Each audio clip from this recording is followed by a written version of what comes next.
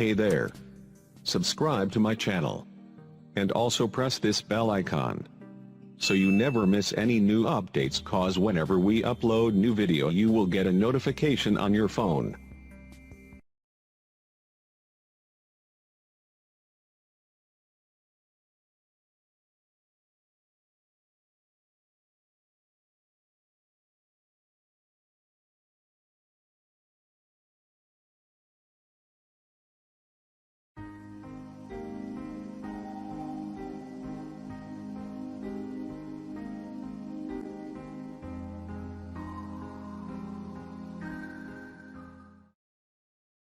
بسم الله الرحمن الرحیم.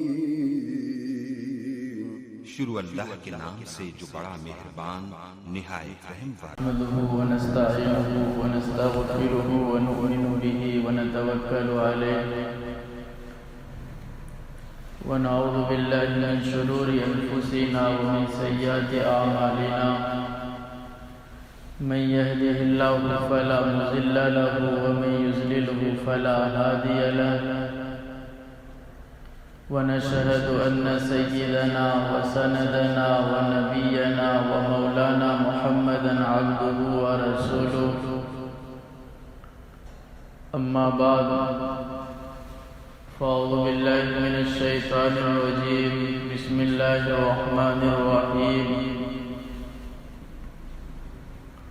وَقَضَى رَبُّكَ أَلَّا تَعْبُدُوا إِلَّا إِيَّاهُ وَبِالْوَالِدَيْنِ إِحْسَانًا إِمَّا يَبْلُغَنَّ عِندَكَ الْكِبَرَ أَحَدُهُمَا أَوْ كِلَاهُمَا فَلَا تَقُل لَّهُمَا أُفٍّ وَلَا تَنْهَرْهُمَا وَقُل لَّهُمَا قَوْلًا كَرِيمًا. وقال النبي صلى الله عليه وسلم هما جنتك ونارك أو كما قال عليه الصلاة والسلام.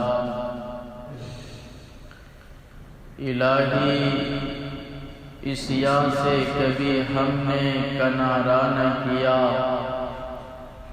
یا الہی گناہوں سے کبھی ہم نے کنارہ نہ کیا، پر دل آزردہ تو نے ہمارا نہ کیا. ہم نے تو جہنم کی بہت کی تدبیریں، پر تیری رحمت نے گوارا نہ کیا. حاضرین محترم، سامعین مکرم، میرے اسلامی بھائیوں، بزرگوں اور دوستوں، آج میں آپ حضرات کے سامنے حقوق والدین کے اوپر چند باتیں بیان کرنے آیا ہوں. امید ہے کہ آپ حضرات میری باتوں کو بغور سماعت فرما کر اس پر عمل کرنے کی بھی کوشش کریں گے.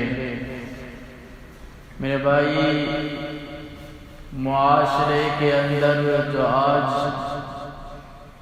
برائیوں اور خرابیوں نے جنم لے رکھا ہے، ہر شخص ان کے مذموم اور پراکندہ اثرات سے دوچار ہے. آج لوگ بزرگوں کے حالات کو پڑھ کر، ان کی یادوں کو یاد کر کے، ان کے قصوں کو یاد کر کے، ان کی زندگیوں کو یاد کر کے آج لوگ خون کے آنسو بہا رہے ہیں.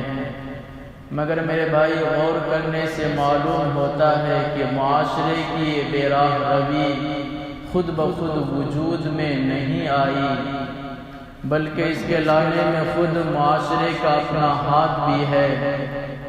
اگر آج کے والدین اپنی اولاد کو اس تعلیم و تربیت سے آراستہ کراتی جس تعلیم و تربیت سے ہمارے بڑوں نے، ہمارے بزرگوں نے اپنی اولاد کو آراستہ کرایا تھا، تو آج معاشرے کے اندر جو برائیاں جڑ پکڑی ہوئی ہے، وہ برائیاں آج جڑ نہ پکڑتی. آج اولاد اپنے والدین کے گریبان کے اوپر ہاتھ نہ ڈالتی اور معصوم ماں کو ظلم کا نشانہ نہ بنایا جاتا. میرے بھائیو، آج بھی ہمارے معاشرے کی برائیوں کا علاج ہو سکتا ہے بشرطے کہ ہم ان مریضوں کو قرآن و سنت کے دارالشفا کی طرف لایا جائے، اس کو لائیں۔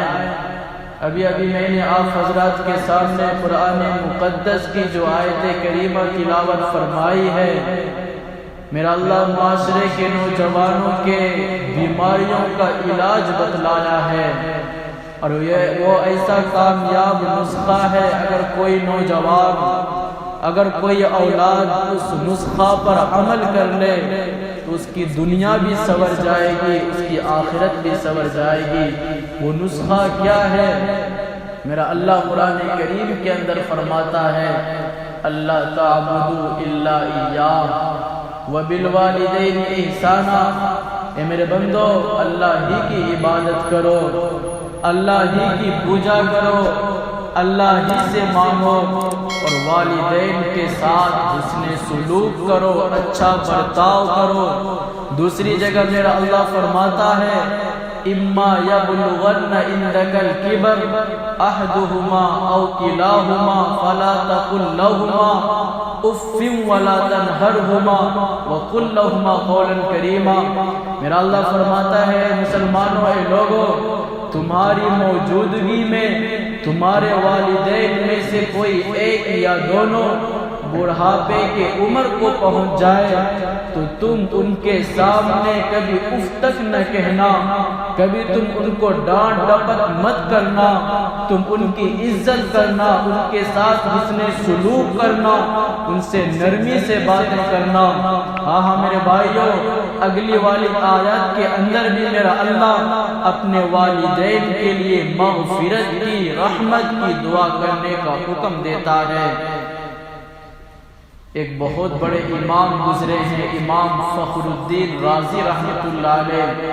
قرآن کریم کی تفسیر کی کتاب، بہت بڑی کتاب جس کی نام تفسیر کبیر ہے، اس تفسیر کے اندر انہوں نے ایک سوال اٹھایا۔ وہ فرماتے ہیں، امام فخر الدین رازی، کیا وجہ ہے کہ قرآن کریم کے اندر جہاں پر اللہ کی توحید کو بیان کیا گیا ہے وہیں پر والدین کے ساتھ حسن سلوک کو بھی بیان کیا گیا ہے؟ آگے فرماتے ہیں، کیا وجہ ہے کہ قرآن کریم کے اکثر مقامات پر جہاں پر اللہ کی توحید کو بیان کیا گیا، دوسرے نمبر پر والدین کے ساتھ بھی حسن سلوک کو بیان کیا گیا ہے؟ یہ سوال اٹھا کر خود وہ جواب دیتے ہیں۔ وہ فرماتے ہیں کہ بہت سارے معاملات جو اللہ تبارک و تعالیٰ کا اپنے بندوں کے ساتھ ہوتا ہے، اس معاملات میں اور والدین کے جو معاملات ہوتے ہیں، دونوں معاملات مشابہت رکھتی ہے۔ جو والدین اپنے بچے کے ساتھ، اپنے اولاد کے ساتھ کرتے ہیں، وہ فرماتے ہیں، اول یہ کہ اللہ تبارک و تعالیٰ اپنے بندوں کے وجود میں مؤثر حقیقی ہے اور والدین مؤثر ظاہری ہے۔ دوسرا وہ فرماتے ہیں، دوم یہ کہ اللہ تبارک و تعالیٰ اپنے بندوں سے بہت زیادہ پیار کرتا ہے، اپنے بندوں کے اوپر بہت زیادہ نعمتوں کی بارش برساتا ہے، بہت زیادہ اپنے انعام و اکرام اس کو عطا کرتا ہے، لیکن یہ نعمت کی بارش برسانا، ان کو کھانا کھلانا، ان کی زندگی کے اندر خوشنما زندگی گزارنا، اور بھی بہت ساری جو چیزیں ہیں جو اللہ آج انسان کو دے رہا، اس دینے کا عوض، اس کا بدلہ اللہ کبھی نہیں چاہتا۔ اسی طریقے سے والدین جو اپنے بچوں کو بچپن میں کھانا کھلاتا ہے، اپنے بچے سے جو اتنا پیار کرتا ہے، اپنے بچے کی جو پرورش کرتا ہے، اس کے والدین بھی یہ کبھی نہیں چاہتا میرا بچہ میرے اس کام کو پرورش کرنے کو میرا بچہ اس کا عوض دے، اس کا پیسہ دے، اس کا بدلہ دے۔ سوم فرماتے ہیں امام فخر الدین کہ اللہ تبارک و تعالیٰ اپنے بندوں سے بہت زیادہ پیار کرتا ہے، بہت زیادہ محبت کرتا ہے۔ اگر بندہ اللہ کا کتنا بڑا باغی کیوں نہ ہو جائے، اللہ کا کتنا بڑا احسان فراموش کیوں نہ ہو جائے، اللہ تبارک و تعالیٰ کا کتنا بڑا وہ باغی اور کم بخت مسلمان کیوں نہ ہو جائے، لیکن اللہ تعالیٰ کبھی بھی اس کے اوپر سے اپنا رزق کو نہیں روکتا، اپنے احسان کو نہیں روکتا، اس کے اوپر بارش برسانے کو نہیں روکتا، اس کو کھانا کھلانے سے نہیں روکتا، اس کی زندگی کو خوشنما بنانے سے نہیں روکتا، اللہ تبارک و تعالیٰ اس کو دیتا رہتا ہے۔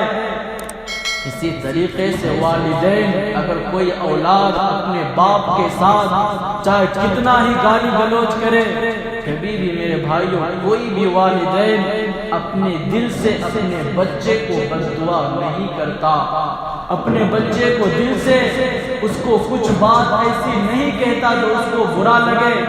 وہ چہارم فرماتے ہیں اللہ تعالیٰ اپنے بندے سے بہت زیادہ پیار کرتا ہے۔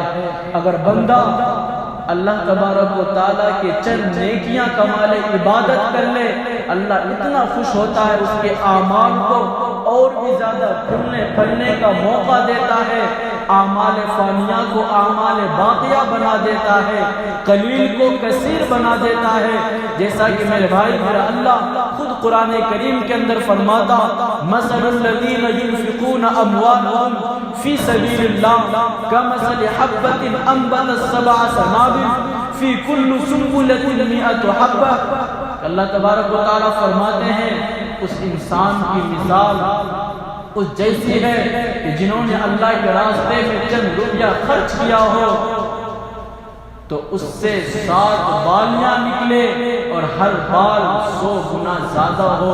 یعنی اللہ تبارک و تعالیٰ اپنے بندے کے نیکیوں کو میرے بھائیوں بڑھاتا رہتا ہے۔ وہ امام فرماتے ہیں اسی طریقے سے والدین اپنے اولاد کے مال میں نفع بخش تصرف حاصل کرتا ہے۔ ہاں میرے بھائی، اپنے والدین کی عزت کرو، اپنے ماں باپ کی خدمت کرو۔ میرے بھائی، اپنے ماں باپ کا دل دکھانا بہت بڑا گناہ ہے۔ اگر آپ اپنے ماں باپ کا دل دکھا کر مر گئے، آپ کا کوئی بھی اعمال قابل قبول نہیں ہوگا۔ اکبر الکبائر میں سے آتا ہے کوئی شخص اپنے ماں باپ کو دل دکھائے، کوئی شخص اپنے ماں باپ کو گالی گلوچ کرے۔ ارے میرے بھائی، میں آپ کو کیا مثال دوں؟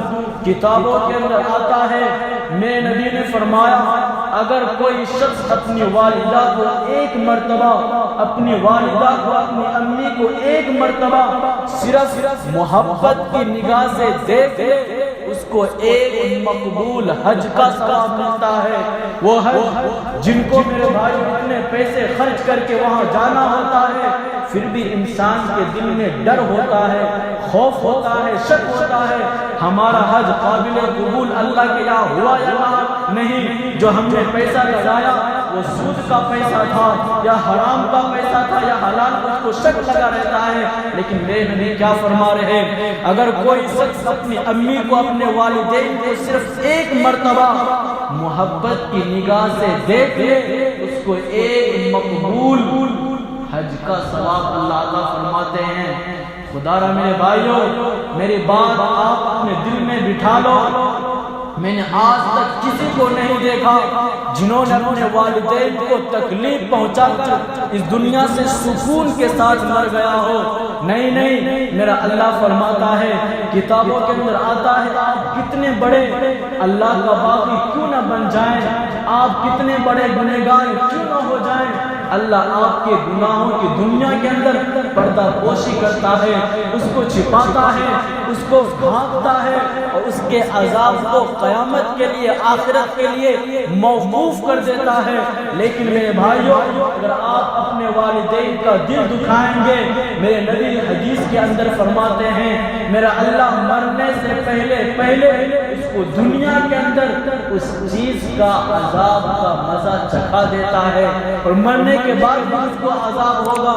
ماں باپ کا دل دکھانا میرے بھائیوں اتنا بھیانک مرتبہ رکھتا ہے جس کو آج ہم کچھ نہیں سمجھتے، جو ہی اپنے باپ کو گالی گلوچ کر دیتے ہیں، اپنی ماں کو نہ جانے کیا کیا کہہ دیتے ہیں۔ خدا را میرے بھائیوں، اگر آپ نے اپنے والدین کا دل دکھایا ہے، بزرگوں کا مقولہ ہے، اگر آپ نے اپنے والدین کی نافرمانی کی ہے، آپ اس وقت تک نہیں مر سکتے جب تک آپ کی اولاد آپ کی نافرمانی نہ کرے۔ میرے نبی کی حدیث ہے، میرے نبی فرماتے ہیں کوئی شخص اپنے والدین کا دل دھکا کر سکون کے ساتھ نہیں مر سکتا۔ میرے بھائیوں، اپنے والدین کی عزت کرو، اس وقت کو یاد کرو، آپ سے بڑا احسان فراموش تو کوئی نہیں ہوگا، آپ سے بڑا غدار تو کوئی نہیں ہوگا۔ آپ بچپن کی زندگی کو یاد کرو، جب آپ چھوٹے تھے، ضعیف تھے، کمزور تھے، آپ کو چلنا پھرنا بھی نہیں آتا تھا، تو آپ کے والدین آپ اپنا ہاتھ پکڑا کر آپ کو چلنا سکھایا ہے، آپ کی پرورش کی ہے، آپ کو کپڑا دلوایا ہے، آپ کو اچھے اچھے کھانے کھلوائے ہیں۔ کس چیز کے لیے؟ آپ کی خوشی کے لیے۔ آپ کو اپنے پسند سے وہ کپڑا نہیں لاتے تھے، آپ کو خود لے جا کر دکان میں آپ سے پسند کرواتے تھے، بیٹا بتا تو کون سا کپڑا عید پہ لے گا؟ آپ کی خوشی کے لیے انہوں نے سب چیز کر دیا، حلال کو حرام دیکھا، حرام کو نہ حلال دیکھا، صرف آپ کے لیے اللہ کے فرشتوں سے لڑ گئے، حرام کے اوپر، سود کے اوپر کام کر گئے۔ کیسا ہوگا؟ اپنے بیوی بچوں کو میں خوش رکھ سکوں گا، اپنے بچوں کو اچھے اسکول اور کالجز میں اس کو پڑھاؤں گا۔ یہ ساری کی ساری چیزیں آپ کی خوشی کے لیے آپ کے والدین نے کیا، لیکن ایک زمانہ آیا، آپ جوان ہو گئے، آپ کی باڈی میں طاقت آ گئی، وہی والدین جب ضعیف ہو گئے، کمزور ہو گئے، جب ان کو کوئی چیز کی ضرورت پڑتی ہے، میرے بھائیو آپ کو اتنا بھی توفیق نہیں ہوتا، آپ اپنے والدین کا جو ان کا دل کرے ان کے لیے کچھ روپیہ پیسہ دے کر ان کو خوش کریں۔ کیا آپ کے والدین نے کبھی سوچا تھا کہ میں آج جو روپیہ پیسہ خرچ کر رہا ہوں آگے چل کے یہ ضائع ہو جائے گا؟ میرے بھائیو میں ایک واقعہ آپ کو سناتا ہوں، میں اپنے نبی کے زمانے کا، کسی غیر کا واقعہ نہیں، صحابی رسول کا واقعہ ہے۔ واقعہ سے میرے بھائی آپ سبق حاصل کریں۔ ایک صحابی رسول کے بارے میں آتا ہے، ایک بیٹا اپنے باپ کے پاس، اپنے والد محترم کے پاس آتا ہے، کہتا ہے ابا جان یہ چند روپیے ہیں، چند غلے ہیں، چند اجناس ہیں، یہ میری امانت آپ کے پاس ہے، اس کو رکھ لیجئے، میں باہر سفر میں جا رہا ہوں، 2-3 سال کے بعد میں ریٹرن آؤں گا، واپس لوٹوں گا، تب آپ یہ مجھے واپس کر دیجئے گا۔ وہ بچہ، وہ بیٹا چلا گیا، باہر چلا گیا، زمانے کی گردش ہوئی، زمانہ گزرتا گیا، وہ والدین ضعیف ہو گئے، کمزور ہو گئے، ان کی آمدنی ختم ہو گئی، ایسا وقت آیا ان کو کھانے کے نالے پڑ گئے، ان کو کھانے کے لیے کوئی چیز میسر نہیں ہوتی تھی، مجبوری میں ان کے والدین نے اپنے بچے کے مال کو خرچ کرنا شروع کر دیا، دوائی میں خرچ کرنا شروع کر دیا، کھانے میں خرچ کرنا شروع کر دیا۔ زمانہ گزرتا گیا، گزرتا گیا، وہ بیٹا جب واپس آتا ہے چند سال کے بعد اپنے باپ سے کہتا ہے ابا جان میری امانت آپ واپس کر دیجئے۔ صحابی ہیں، صحابی رسول ہیں، اس کے والد کہتے ہیں بیٹا اس وقت کو یاد کر جب تو کمزور تھا، میں نے تجھے کیا چیز کی کمی دی تھی، تیری خوشی کے لیے میں نے ساری کی ساری چیزوں کو قربان کر دیا تھا۔ بیٹا میرے جب تو سفر میں گیا میرے ساتھ ایسا معاملہ آیا، کھانے کے نالے پڑ گئے، میں بیمار ہو گیا، میں نے تیرے مال کو، تیری امانت کو ختم کر دیا۔ میرے بھائیو صحابی رسول وہ بیٹا غصہ ہو جاتے ہیں، اپنے باپ سے لڑنے لگتا ہے۔ اس کا باپ کہتا ہے میرا بیٹا تو مجھ سے جھگڑ مت، لڑ نہیں، اللہ کے نبی کے دربار کھلا ہے، اللہ کے نبی کے پاس چلا جا، اللہ کے نبی جو فیصلہ سنا دیں گے ہم اس کو ماننے کے لیے تیار ہیں۔ بیٹا ہمارے نبی کے پاس جاتے ہیں اور ادھر باپ اپنے کمزور ٹانگ کے ساتھ مسجد میں آتا ہے، ہاتھ اٹھاتا ہے، رو کر اللہ سے دعا کرتا ہے میرے مولا یہ سچ ہے پیدا تو نے کیا، زندگی اچھی طریقے سے تو نے گزروایا، اے میرے مولا یہ سچ ہے میں تجھ سے دعا کرتا ہوں ضعیف تو نے بنایا، بوڑھا تو نے بنایا، لیکن اللہ تبارک و تعالیٰ آج تو نے مجھے میرے بیٹے کا محتاج بنا دیا. اے اللہ میں تجھ سے دعا کرتا ہوں میری آخرت کی زندگی اور دنیا کی زندگی میں تو مجھے ذلیل نہ کرنا. اللہ کے نبی کے پاس میرے دل کو تو شکنی نہ کرنا, میرے دل کو نہ دکھانا. یہ دعائیں بوڑھے میاں مسجد کے اندر میرے بھائی رو رو کے کر رہے. ادھر بیٹا میرے نبی کے دربار میں پہنچ گئے, دو جہاں کے دربار میں پہنچ گئے, اپنے باپ کا اپنے ابا جان کا شکایت کرنا شروع کر دیا. اور ادھر جبریل آ گئے. جبریل علیہ السلام نے کہا اللہ کے نبی سے, اللہ کے رسول صلی اللہ علیہ وسلم یہ بیٹا آپ کے پاس بعد میں آیا ہے, پہلے اس کے والد محترم کی آنسو اللہ کے عرش پہ پہنچ چکا ہے. اے اللہ کے رسول صلی اللہ علیہ وسلم اللہ کا فرمان ہے, اللہ نے اعلان کیا ہے ایسا آپ فیصلہ کریں, ایسا آپ فیصلہ کریں اس بوڑھے میاں کو تکلیف نہ ہو.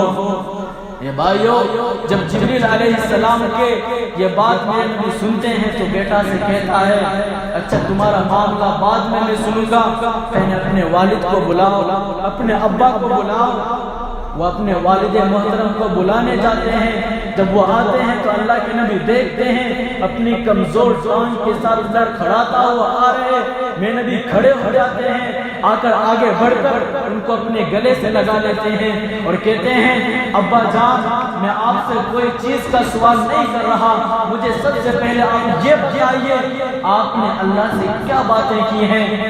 وہ کہتے ہیں اللہ کے رسول میں گواہی دیتا ہوں آپ اللہ کے رسول ہیں, آپ صادق اور امین ہیں. میں نے اللہ سے تو کوئی بات نہیں کہی, میں نے اللہ سے صرف یہ کہا اللہ تبارک و تعالیٰ معاملہ تیرے حبیب کے دربار میں گیا ہے, تیرا نبی تو شفیق ہے, مہربان ہے, میری غلطی ہے, میں نے اپنے بچے کی اجازت کے بغیر اس کے مال کو خرچ کیا ہے. مجھے معلوم ہے اللہ کے رسول صلی اللہ علیہ وسلم ان کے حق میں فیصلہ کریں گے. اے اللہ بس میری یہ دعا ہے, میری یہ التجا ہے کہ اللہ کے نبی کے سامنے تو مجھے ذلیل و خوار نہ کرنا. ہاں میرے بھائی یہ جواب سن کر میرے نبی اس بیٹے کا ہاتھ پکڑ کر کہتے ہیں انت و مالک لابی, یہاں سے دور ہو جا, تو اور تیرا مال سب تیرے باپ کا ہے. ہاں میرے بھائیو ذرا اندازہ تو کرو اس واقعے سے. حالانکہ اس کے جو بیٹا تھا صحابی رسول انہوں نے صحیح بات کہی تھی, اس لیے کہ وہ امانت کا مال تھا. شریعت میں یہی ہے چاہے آپ کا بیٹا کیوں نہ ہو, اگر امانت کے طور پر آپ کو کوئی چیز رکھنے کے لیے دے, اس کے اجازت کے بغیر آپ اس سے ایک روپیہ بھی خرچ نہیں کر سکتے ہیں. حالانکہ بات انہوں نے ٹھیک کہی تھی, لیکن میرے بھائیوں دل کی دعا میرا اللہ کو ایسا اچھا لگا, اللہ کے نبی کو بھی ایسا اچھا لگا. میرے نبی نے فیصلہ کتنا سٹیک کیا, کتنا آسان کیا, دونوں کے دل خوش ہو گئے. خدارا میرے بھائیوں اپنے والدین کی خدمت کرو, اپنے والدین کی عزت کرو.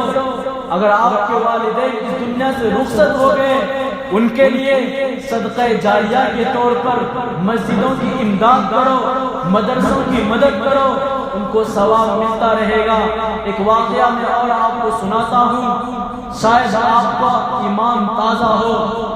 ایک اویس قرنی رحمت اللہ علیہ تابعی ہیں, بہت بڑے اللہ والے ہیں, تابعی ہیں ان کو, لیکن اللہ کے نبی کے زمانے میں اویس قرنی موجود تھے, لیکن اپنی والدہ کی خدمت کی وجہ سے ان کو صحابی کا, میرے بھائیوں صحابی کا شرف نہ مل سکا. اللہ کے نبی کے زمانے میں اویس قرنی موجود تھے, لیکن وہ ان کو تابعی کہا جاتا ہے, اس لیے کہ اللہ کے نبی سے ان کی ملاقات نہیں ہوئی. شاید آپ کو معلوم نہ ہو, صحابی اس کو کہتے ہیں جس کو اللہ کے نبی نے دیکھا ہو اور اللہ کے نبی کو اس نے دیکھا ہو, اس کو تابعی کہتے ہیں, اور اس کو صحابی کہتے ہیں. جس نے صحابی کو دیکھا ہو اس کو تابعی کہتے ہیں, جس نے تابعی کو دیکھا ہو اس کو تابعی کہتے ہیں. بہت میرے بھائیوں میں آپ کو بتاتا چلوں, اویس قرنی رحمت اللہ علیہ کے بارے میں واقعہ لمبا ہو جائے گا. بہت بڑے اللہ والے ہیں, ان کو تابعی کا شرف ملا, صحابی کا شرف نہ مل سکا. ان کے بارے میں آتا ہے اللہ کے نبی سے اتنا وہ پیار کرتے تھے, اتنی محبتیں کیا کرتے تھے.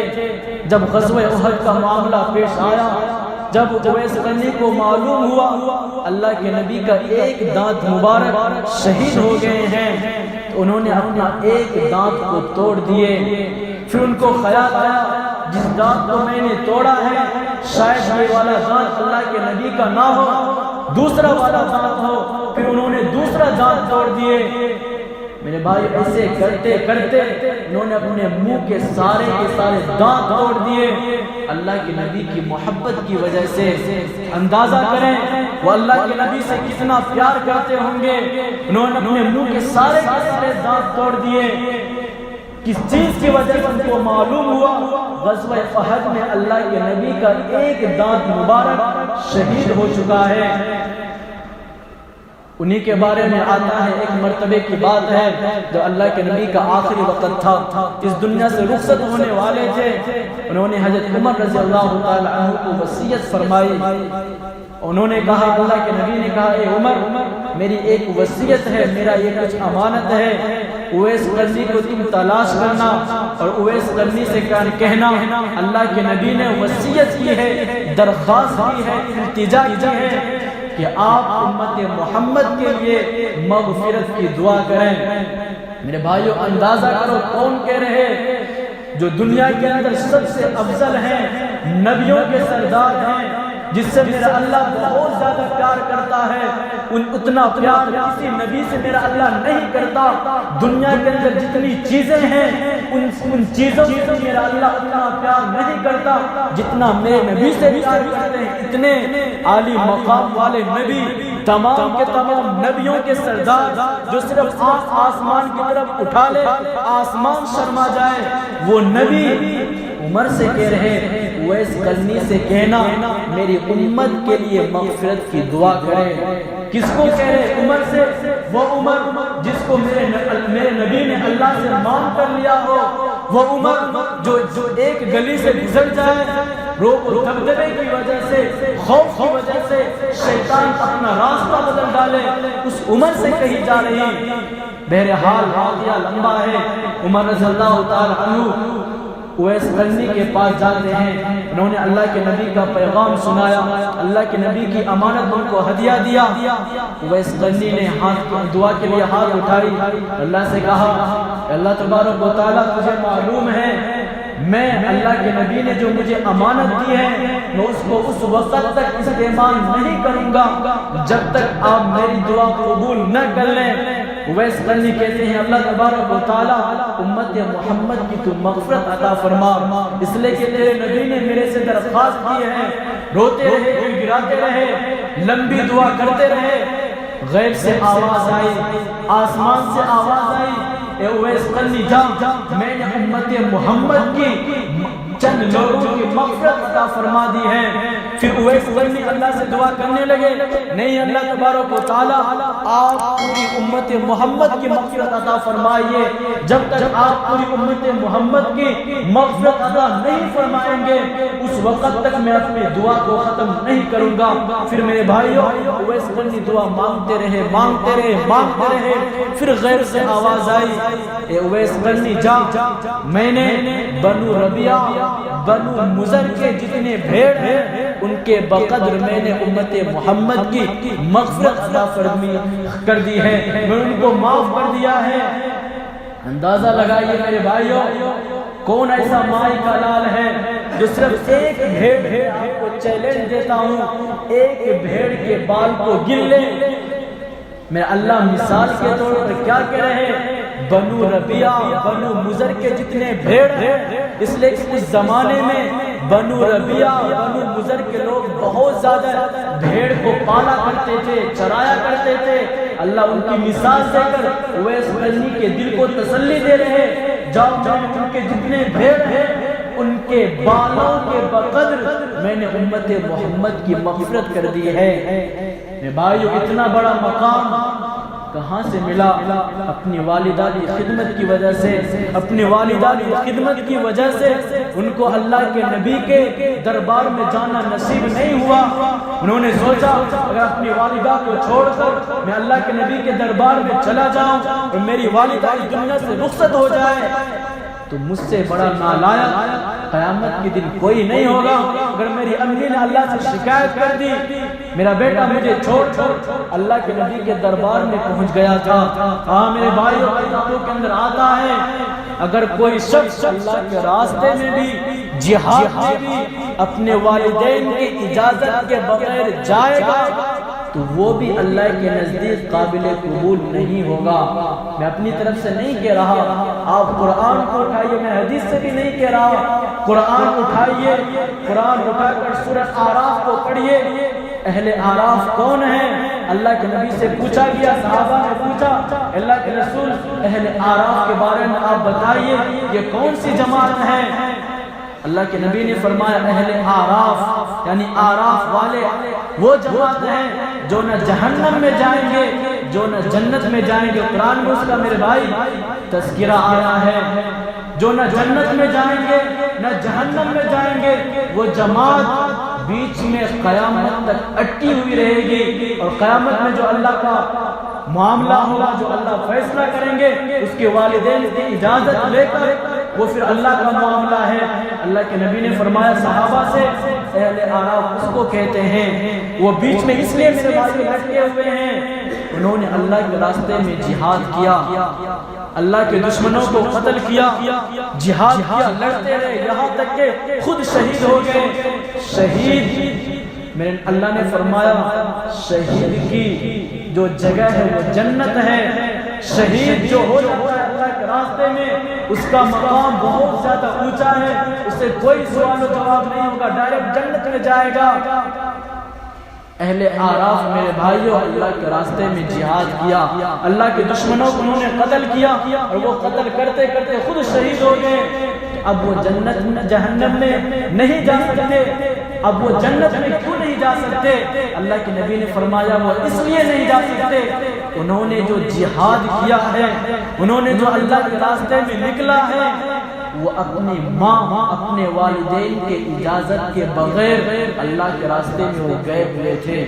اسی کو میرے بھائیوں اہل اعراف کہتے ہیں، وہ اللہ اپنے والدین کی اجازت کے بغیر اللہ کے راستے میں گئے، قتل کرتے کرتے شہید ہو گئے۔ شہید کی وجہ سے وہ جہنم میں نہیں جا سکتے، اپنے والدین کی نافرمانی کی وجہ سے بغیر اجازت کی وجہ سے وہ جنت میں نہیں جا سکتے، وہ قیامت تک اہل اعراف قرآن میں اس کا تذکرہ آیا ہے۔ اہل اعراف یعنی اعراف والے وہ جماعت بیچ میں اٹکی ہوئی رہے گی۔ خدا را میرے بھائیوں اپنے والدین کی عزت کرو، کہنے کو بہت بات ہے، وقت مختصر ہے، بات لمبی ہو جائے گی۔ بس میرے بھائی یہ واقعہ میں نے آپ کو سنایا ہے آپ کا دل بہلانے کے لیے نہیں، میں اپنا ٹائم پاس کرنے کے لیے نہیں۔ میرے بھائی خدا را اپنے والدین کی عزت کرو، اپنے والدین کی خدمت کرو، ان کو ڈانٹ ڈپٹ نہ کرو۔ اگر آپ ایسا کریں گے میرے نبی کی حدیث میں ہے آپ کا کوئی بھی عمل قابل قبول نہیں ہوگا، چاہے آپ قیامت تک اگر اللہ آپ کو زندگی میں قیامت تک نماز پڑھتے رہے آپ کی نماز بھی قابل قبول نہیں ہوگی۔ امید ہے کہ آپ حضرات پہ ان تمام باتوں پر عمل کرنے کی اور غور و فکر کرنے کی کوشش کریں گے۔ اللہ تعالی ہم سب کو کہنے سننے زیادہ عمل کی توفیق عطا فرمائے۔ وآخر دعوانا الحمدللہ رب العالمین۔ جو حضرات سنت میں پڑھے سنیں